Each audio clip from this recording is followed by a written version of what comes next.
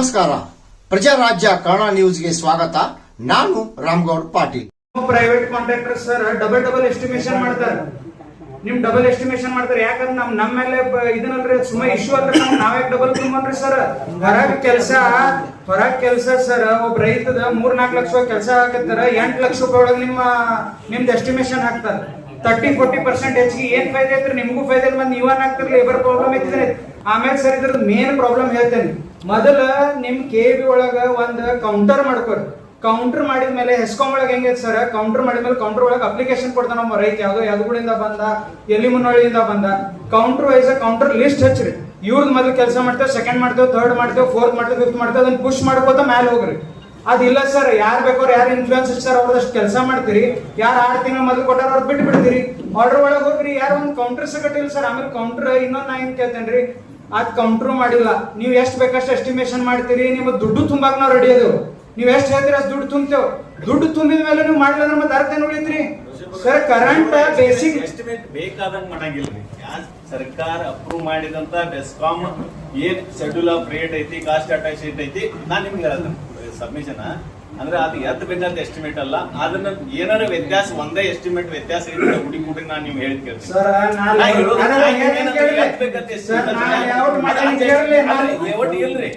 ಬರ್ರಿ ಲೇಔಟ್ ಇರ್ಲಿ, ಯಾವ್ದು ಕರ್ನಾಟಕ ಸ್ಟೇಟ್ ದಾಗ ಎಸ್ಟಿಮೇಟ್ ಏನ್ ನಡೆದೈತಿ ಅದು ಬಿಟ್ಟು ನಾವು ಸೊಸೈಟಿ ಅವ್ರು ಮಾಡತ್ತಿದ್ರೆ ಹೇಳ್ರಿ. ಹೊರಗಿನ್ನ ಚೀಪ್ ಆಗತ್ತಿದ್ರೆ ನೀವು ಎಸ್ಟಿಮೇಟ್ ಎತ್ಬೇಕಂತಂದ್ರೆ ಅದು ಇಲ್ಲ, ಅದು ತಪ್ಪ. ಹೈ ರೇಟ್ ಹೈ ರೇಟ್ ಇಲ್ರಿ. ಎಲ್ಲಾ ಸ್ಟೇಟ್ ನಾಗ ಏನ್ ಎಲ್ಲಾ ಬೆಸ್ಕಾಮ್ಸ್ ಎಸ್ಕಾಮ್ಸ್ ಏನ್ ಮಾಡ್ತದ ಅದರ ರೇಟ್ ಐತಿ. ಅದನ್ನ ಬಿಟ್ಟು ಮಾಡಿದ್ ಒಂದ ಉದಾಹರಣೆ ತೋರಿಸ್ರಿ. ನೀವೇನಂದ್ರಿ ಅನುಕೂಲ ಮಾಡೋದು ಅದ್ರ ಮಾತಾಡ್ತೀರಿ, ಡಿಫ್ರೆಂಟ್ ರೀ ವೃಷಭ. ಇದು ಈ ಮಾತು ಗಂಟೆ ಹೆಣ್ಣ ಎಸ್ಟಿಮೇಟ್ ರಿಗಾರ್ಡಿಂಗ್ ಎಸ್ಟಿಮೇಟ್ ಅಷ್ಟೇ ಅದ್ರಿ. ಇದು ಹೆಂಗ್ ಅನುಕೂಲ ಮಾಡ್ಬೋದ್ರಿ ಸರ್? ನೀವು ಸೊಸೈಟಿ ಅವ್ರ ಈಗ 10 ಲಕ್ಷ ರೂಪಾಯಿ ಎಷ್ಟು ನೀವು ಮಾಡ್ತೀರಿ, 5% ನಾವು ಸರ್ ಕೇಳ್ರಿ.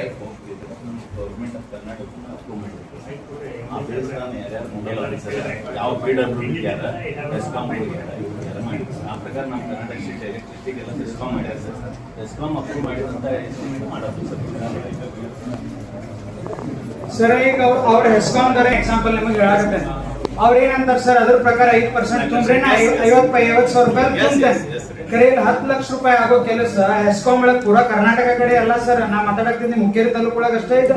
ಕೆಬಿ ಉಳಿದ ಸೊಸೈಟಿ ಒಳಗೆ ನಂದು ಉಳ್ಕಿದ್ 10 ಲಕ್ಷ ಒಳಗೆ ಆಗೋ ಕೆಲಸ 5-6 ಲಕ್ಷ ಒಳಗೆ ಹಾಕೈತಂದ್ರೆ 7 ಲಕ್ಷ ಒಳಗೆ ಹಾಕೈತಂದ್ರೆ ಸರ್ ಅದು ನಾವು 3 ಲಕ್ಷ ಉಳಿಸಿದ್ನಿಲ್ರಿ. ಅದು ಮಾಡ್ಕೊಂಡೆ ಸರ್. ಅದನ್ನ ಹೇಳೋದ್ ಬೇಡ. ನೀವು ಮಾತು ಮಾಡ್ಕೊಂಡಿರಂತೀರಿ. ಅದ ಬರ್ಲಿ, ನೀವು ಮಾಡ್ಕೊಂಡ್ರಿ ಸರ್. ನಾ ಮಾಡ್ಕೊಂಡಿರಂದಿರಿ 1.5-2 ಲಕ್ಷ ರೂಪಾಯಿ ರಾಮ ಮಂದಿರಕ್ಕೆ ಯಾಕೆ ತಗೊಂಡ್ರಿ? 1.5 ಲಕ್ಷ ರೂಪಾಯಿ ತಗೊಂಡಿರಿ ಸರ್. ರಾಮ ಮಂದಿರ ಲಾಸ್ಟ್ 3-4 ವರ್ಷ ರಾಮ ಮಂದಿರ್ಗ ನಮ್ ಲೇಔಟ್ ಆಗೋದಕ್ಕೆ ಏನ್ ಸಂಬಂಧ ಐತಿ? ನೀವು ನಿಮ್ಮ ಹೆಸರಿನೆಲ್ಲ ಕೊಟ್ಕೊಂಡು ರಾಮ ಮಂದಿರ ಕೊಟ್ಟೇವಿಲ್ಲ. ನಾವು ಕೊಟ್ಟೇವೆ, ರಾಮ ಮಂದಿರ ಕೊಟ್ಟೇವಿ ಸರ್. ನಾವು 1.5 ಲಕ್ಷ-2 ಲಕ್ಷ ಇದಕ್ಕೆ ರಾಮ ಮಂದಿರ್ಗೆ ಎಷ್ಟು ಕೊಡ್ಬೇಕಾ? ನನ್ ಲೇಔಟ್ TC ಕುಂದಿರ್ಸ್ಕೊಂಡಾಗತ್ತೆ. ಇಲ್ಲ ರಾಮ ಮಂದಿರಕ್ಕೆ ದುಡ್ಡು ಕೊಡ್ಬೇಕಾ? ಎದಕ್ಕೆ ತಗೊಂಡಾರ ಇರೋದನ್ನೆಲ್ಲ ಅದನ್ನ ಕೊಟ್ರೆ ಅಷ್ಟೇ ಇದನ್ನ ಮಾಡ್ತೇನೆ. ಇದನ್ನ ಮಾಡಕತ್ತೀರಿ ನೀವು?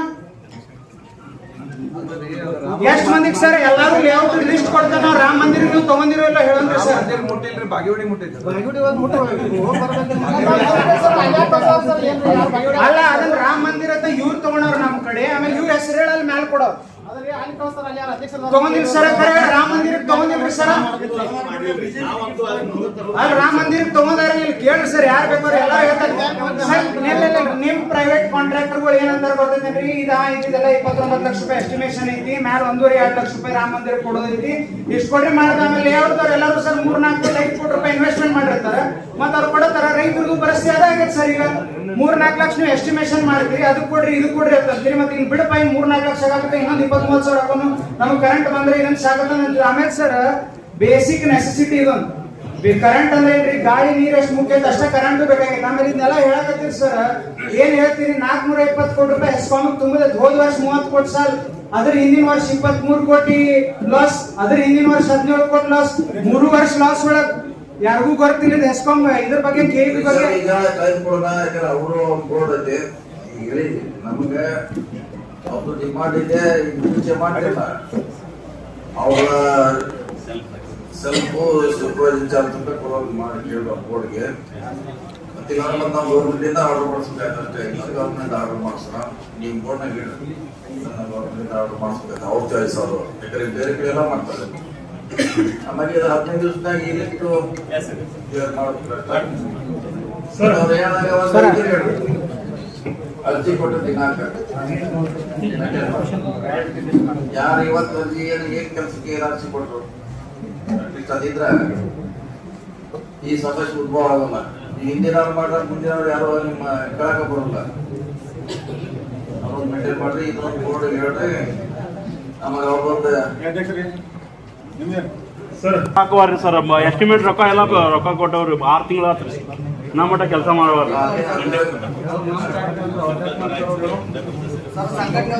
ಸಂಘಟನೆಯಿಂದ ಇದು ಮಾಡಿದವ್ರಿ ಸರ್ ಮೊನ್ನೆ ಬೋರ್ಡ್ ಮೀಟಿಂಗ್ ಆಗಿತ್ತು ಸರ್. ನಾಮಿನೇಟ್ ಮೆಂಬರ್ ಒಳಗೆ ಇವ್ರು ದೇವಸ್ಥಾನ ಇಲ್ಲ ಸರ್.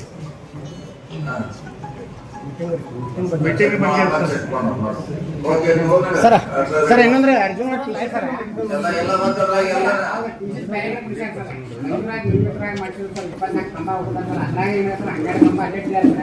ಅವ್ರ ಅನುಕೂಲ ಬಂದಾಗ 12 ಕಂಬ ಬೇರೆ ಕಡೆ ಹೋಗ್ತೀವಿ, ಬೇರೆ ಕಡೆ ಅದೇಗೆ ಮುಂದಿರಾಗ ಅಲ್ಲಿ ಕುಂತೀವಿ ಸರ್. ಅವು 22 ಕಂಬ 12 ಕಂಬ ಅಲ್ಲೇ ಬರ್ತಾರೆ. 10 ಕಂಬ ಹೋದ ಕೆಲ್ಸ ಬೇರೆ ಕಡೆ ಕುಂತಾರೆ. ಅದು ಹಿಂಗೆಲ್ಲ ಮನೆ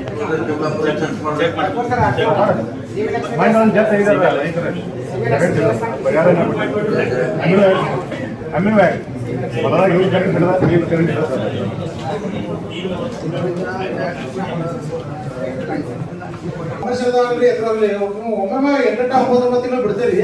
ಬಿಟ್ಟ ನಂತರ ಒಮ್ಗೆ ಬಂದು ತುಂಬೋದ್ರೆ ಮನುಷ್ಯನ ತಗೋಕಾಗೋದು ಸರ್. ನೀವು ಕಮರ್ಷಿಯಲ್ ಒಂದು 5-6 ತಿಂಗಳ ಅಥವಾ ಮನೆಗೆ ಒಂದು 3 ತಿಂಗಳ ಇಟ್ಟ ಮಾಡ್ತಾರೆ. ಅವ್ರು 20 ತಿಂಗಳು ಬಿಟ್ಟು ಬಿಡ್ತಾರೆ. ಒಮ್ಗೆ 10 ಕಿಲೋ ಕಟ್ ಮಾಡಿ ಬಿಡ್ತಾರೆ. ಆ ಪಾಪ ಅವ್ರು ತುಂಬಾಕಾಗೋದು. ತುಂಬಾಕಾಗ್ಲಿಕ್ಕೆ ಕಂತು ವಯಸ್ಸು ತಗೋರಿ ಸರ್.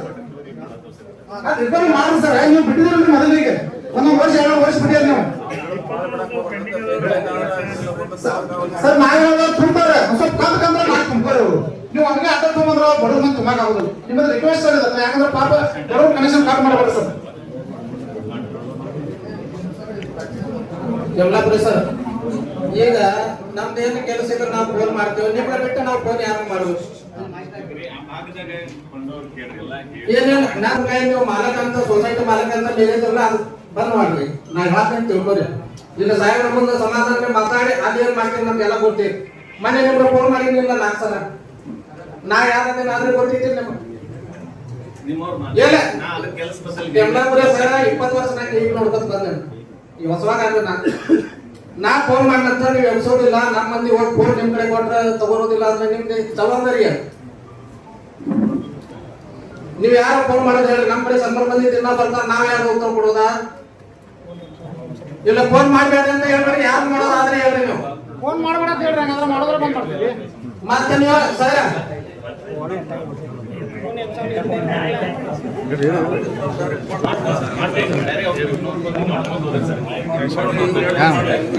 ಸರ್ ಮಾಡ್ಲಿ. ನಾ ಫೋನ್ ಕೂಡ ನೀವು ಫೋನ್ ತಗೊಳ್ಳೋದಿಲ್ಲ ಅಂದ್ರೆ ಇತರ ಅರ್ಥ ಏನು ಹೇಳ್ರಿ ನಂಗೆ. ಮತ್ತೆ ಎಲ್ಲ ಮತ್ತೆ ಇತರ ಮುಂದೆ ನೀವು ಫೋನ್ ಇಲ್ಲ ಸರ ಬರೋ ಸೊಸೈಟಿ ನಾ ಪೈಲಾನೇ ಹೇಳ್ತೇನೆ. ನಾ ನೀವು ಯಾರದೇ ನಮ್ಗೆ ಕೊಡ್ತಿಲ್ಲ. ನಮ್ಮ ಮಂದಿ ಬರ್ತಾರಂದ್ರೆ ನಮ್ ಕೆಲಸ ಮಾಡೋ ಜವಾಬ್ದಾರಿ ನಿಮ್ದು. ನೀವು ಪೈಲ ಏನ್ ಮಾಡಿದ್ರಿ ಏನ್ ಮಾಡಿದ್ರಿ ನಿಮ್ಗೆ ಬಿಟ್ಟಿರ್ತದ. ಈಗ ನಾವ್ ಹೇಳ್ತೇವೆ ಆ ಪ್ರಕಾರ ನೀವು ಕೆಲಸ ಮಾಡೋದಿದ್ರೆ ಮಾಡೋದು. ಇಲ್ಲ ರೈತರ ಮಗನ ಅಲ್ಲಿ ಕೊಡ್ತೇನೆ ನೋಡಿ ಪೈಲ ಹೇಳ್ತೇನೆ. ಇಲ್ಲ ಇಲ್ಲ ಸರ್, ಒಂದ್ ಊರವರೆಲ್ಲ ಬಂದ್ ಇವ್ರ ಕೈಯಾಗ ಫೋನ್ ಕೊಡೋಣ ಹಿಡಿಯಂಗಿಲ್ಲ ಅಂತ ಅಂದ್ರೆ ಏನ್ ಮಾಡ್ತೀರಿ ನೀವು? ಎಷ್ಟು ಬಿಸಿ ಆಗಿರ್ತೀರಿ. ಒಟ್ಟ ಫೋನ್ ಬೇರೆ ಕಡೆ ಹೋಗಿ ಕೈ ಕಟ್ಟಿ ಈಗ ನಮ್ದು ಒಂದು ಫೋನ್ ಸ್ವಲ್ಪ ಟೈಮ್ ಇಲ್ಲ. ಈಗ ಲಾಸ್ಟ್ ವಾರ ಇಲ್ಲ ರೈತರ ತಂದು ಅಲ್ಲೇ ಕೊಡ್ತೇನೆ. ಒಂದ್ ಊರವರೆಲ್ಲ ಬರ್ತಾರ್ರಿ.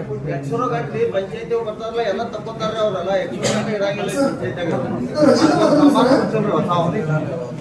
ಸರ್ ರಕ್ಷಣೆ ಮಾತಾಡೋದು ರಕ್ಷಿ ಮೇನ್ಲೈನ್ ಅಂದ್ರೆ ಸರ್ ಮನೆ ಮೇಲೆ ಹೋಗಿದ್ರಲ್ಲ 2 ತಿಂಗಳ ಹಿಂದೆ ನಿಮ್ಗೆ ಕೊಡಿ ಅಂದ್ರೆ ಸರ್ ಸರ್ ಸರ್ ನಿಮಗೆ ಅಂತಾರೆ ನೀವು ಅವ್ರಿಗೆ ಮಾಡ್ಕೊಡ್ತಾರೆ.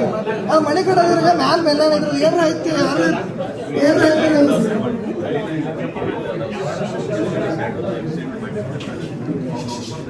ಸರ್ ಏನಾರ ಮನೆ ಇಲ್ಲ ಸರ್. ಮನೆ ಬಿದ್ದಿದ್ರಿ ಮನೆ ಮೇಲೆ ಸರ್. ಸರ್ ನೀವು 2 ದಿವಸನಾಗ ಮಾಡ್ತಾರೆ ಹೇಳ್ರಿ ಸರ್. 2 ದಿವಸನಾಗ ಮಾಡ್ತಿದ್ದೆ ಹೇಳ್ರಿ ಸರ್. ಅವ್ರು ಟೈಮ್ ಕೊಟ್ರು ಮಾಡೋದಿಲ್ರಿ ಸರ. ಇಲ್ಲಿ ಹೇಳಿ ಹೋಗ್ಬಿಡ್ತಾರ್ರಿ.